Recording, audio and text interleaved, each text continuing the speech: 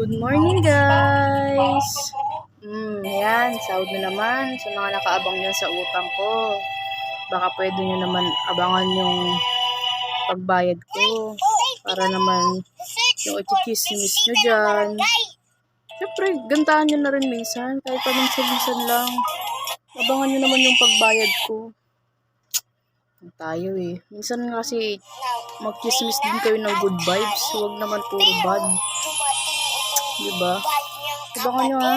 Abangan nyo yung pagbayad ko, guys. Tapos, kung saan naman nababalitaan yung utang ko, baka pwede naman na sabihin nyo. Minsan sabihin naman na nakabayad na ako. Huwag naman yung puro hindi ako nakabayad. Nakakaya naman. Saka nakakainis din na. Kahit nagbabayad ka na, may utang ka pa rin. Diba naman yan? Para naman, pag binati niya yung anak ko na, sarap ng kain ng anak mo ah. Lalaki na naman yung utang niya yan. Minsan kasi, kahit bayad naman na, diba? Bayad naman na, tapos sasabihin hindi pa bayad. Yun yung nakakainis eh. Okay lang sana yung nagkataon na naitanong mo sa akin o sa ibang kapitbahay, yung utang ko, diba? Minsan kasi bayad na, bago nyo, sarap ng kain ng anak mo ah. Lalaki-lalo utang nyo. Kung nga ganun, diba, nakakainis.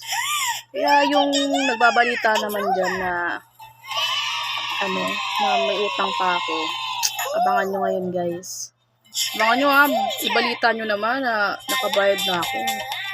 Baka umabot yung 10,000, guys. So, para medyo naman mas maganda sa tenga na nakabayad. Uy, nakabayad na pala siya, no?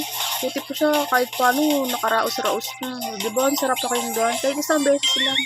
Wag puro, uy, buti to, no? Hindi po ito nakakabayad ng utang yan, no? Nakabalik utang na naman. Yun lang. Abangan yung sahod ngayon, guys. Yun lang, bye. Sana bukas maganda na yung chismis nyo. Wala talaga.